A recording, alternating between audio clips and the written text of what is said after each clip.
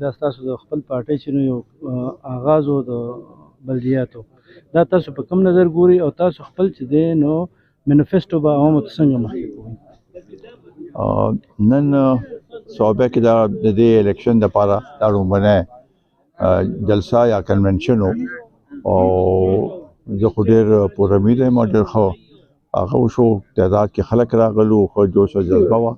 نو په دغه لحاظ سره خو زه مطمئن یم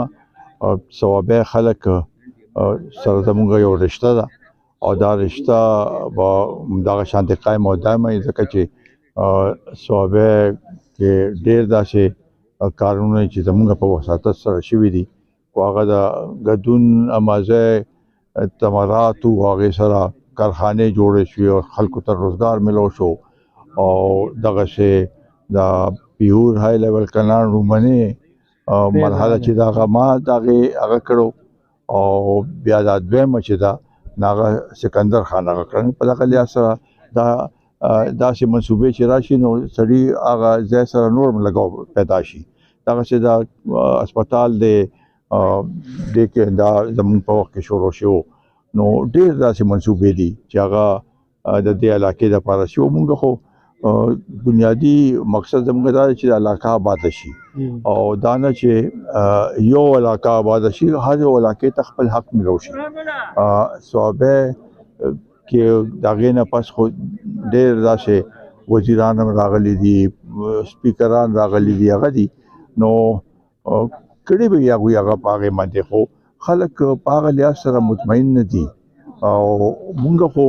دې بنیاد باندې ورته ګورو چې د دې صوبې چې کوم حقوق دي نو هغه به مونږ ته په کوم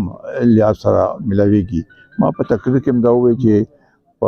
کو د پنجاب 182 سیټونه نېشنل اسمبلی او زموږ دلته 45-46 سیټونه، نو دا لوی پارټۍ چې وایي چې مونږ اول پاکستان هغه یو، نو هغوی به دې صوبې ته ولې توجه ورکړي؟ هغه به په پنجاب باندې زور لګوي چې هلته زیات نه زیات سیټونه واخلي چې حکومت کې راشي. نو په دغه لحاظ سره دا محرومي ده او دا مونږ چې دا لیول پلینګ فیلډ خبره کوو چې په الیکشن کې مونږ د الیکشن نه پس هم لیول پلینګ فیلډ غواړو چې یاره د صوبې خپل د صوبې چې څه هغه دي حقوق دي او د دې صوبې آباده دلته دامرا تکلیفات تیر شو، دا دهشتګردۍ پوجا او خلک نقل مکانی وکړه. دا تاریخ یو حصه ده چې خلکو د سوات نه د ملکن ډویژن نه دلته او په وزیرستان کې ګورې نه هغوی هلته نقل مکانی وکړه، نو زنانه چې چا د کور نه قدم هم بار نه ایښی هغوی مجبور شو. نو دا د دې خصوص ازاله خو پکار ده کنه. تاسو وزیر داخله هم پاتې شوي، تاسو ډېر څه نو وړاندې هم پته ده، دا څونه به څنګه بحال کېږي او که فرض که ستاسو حکومت راغلی نو دغه معاشي بدحالي چې موجوده کومه ده او په موږ صوبه چې ده هغه د ډېرو پیسو د لاندې موجود ده یا د ورلډ بینک یا د نور قرضه ده چې 1000 ارب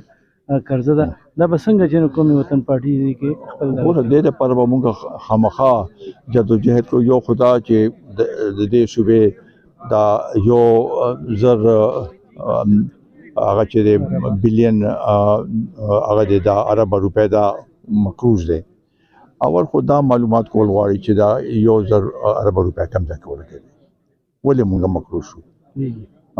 دویم دا چې آیا مونږ ته خپل حق ملو شوی دی یا نه؟ کو خپل حق ملو شوی نه بیا خو پکار دی چې په هغې څادر هماغه پورې خور کړی وي،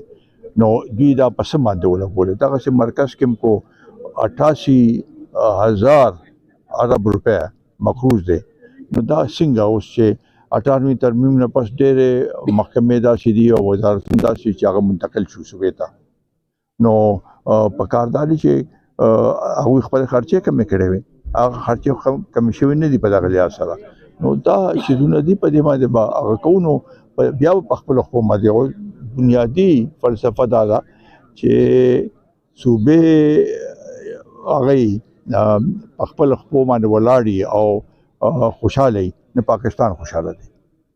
او کو نه صوبې نه او صرف